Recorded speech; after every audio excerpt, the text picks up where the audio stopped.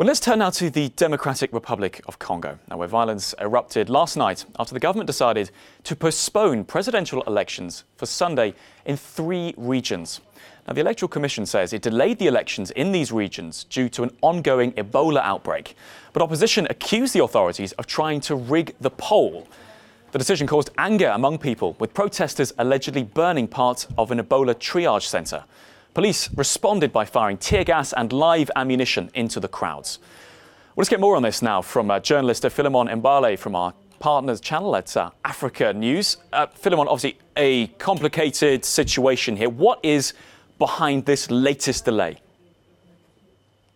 Thanks, Alex. Indeed, it's complicated, but like you said, the Independent National Election Commission, CENI, via its president, on Wednesday made the announcement that elections will be postponed in these 3 localities. We are talking about Beni, Butembo, and Yumbi. Let's not forget that these 3 localities are considered stronghold for the opposition. And of course, CENI says, like you made mention, that fears of more Ebola outbreak and insecurity underpinned this decision. And I want to say that this decision has been hugely criticized by a couple of persons. I want to begin with the opposition stronghold, Martin Fayulu, who via a tweet, and I would like to borrow his words, he says Beni, Butembo, as well as Yumbi are an integral part of the DRC, and so which is one and indivisible. And to that effect, the opposition leader has called for a death day, otherwise called in French, ville morte, today, the 28th of December, out there in the DRC. And so there are a lot of confusion, speculations, and as well as uncertainty about this recent decision by the election body in the DRC. Just picking up on the protests then, we've heard reports that an Ebola centre was trashed. Obviously, from where we are, it's very difficult to know who was behind that. But anyway, that was the report. Can you give us a sense of what happened in these protests and who blamed who? Of course, it's a counterattack. It's an attack and a counterattack scenario out there. But for certainty, we cannot place a finger on who's behind the destructions. But what we know as fact is that the population out there, especially in these 3 troubled localities, are very much agitated. They are taken to the streets. They are reacting. And of course, police and the security forces on the other side too are retaliating. So we cannot really place a finger as per who set the flame. But I think that it's a whole mix, Alex. This is a good recipe for more chaos. And I want to borrow the words of the Catholic Church, which is a third party, which comes in through its Episcopal Council, which has condemned this decision by the election body. And so it's a whole mix which we cannot really point a finger who is behind the burnings. But what we know is that there is on one side, there is protesters, and on the other side, there's the military, which is fighting to disperse them.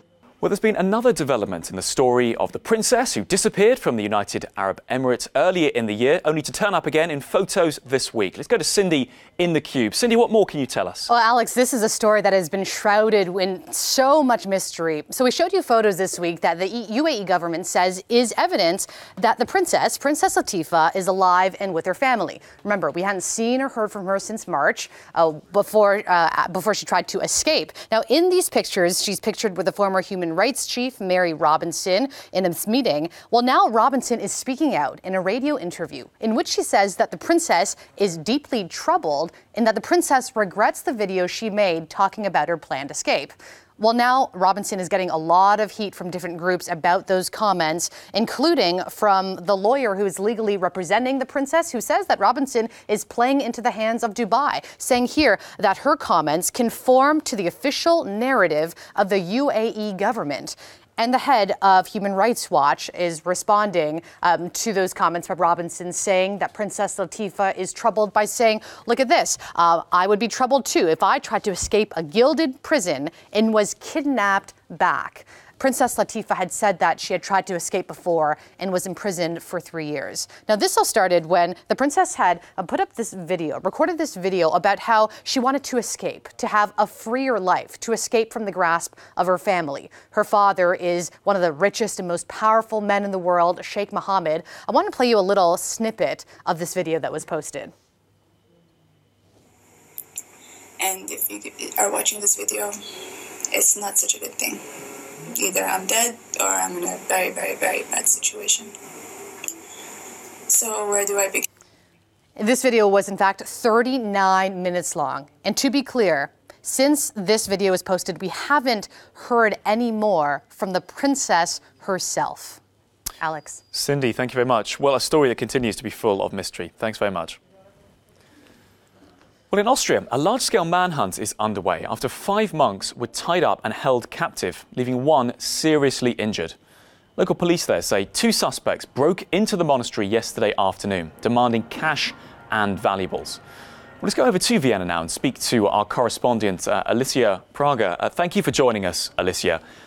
Can you give us a sense of what happened here? Yes, so the first thing that is important is that the police has ruled out that this was a terror attack. The motive was apparently robbery. What we have learned since last night is that a safe in the church has been opened. However, until now, police has not confirmed what or how much has been taken from the safe. Except for the gun, there is a rumor spreading that the weapon that the perpetrators used belonged to the church and was stored in the safe that was opened. However, the police has not confirmed this detail. What we have received a confirmation for is that the life of the severely injured monk is not in danger. And the 2 attackers, they have not been found yet, and the investigations are underway.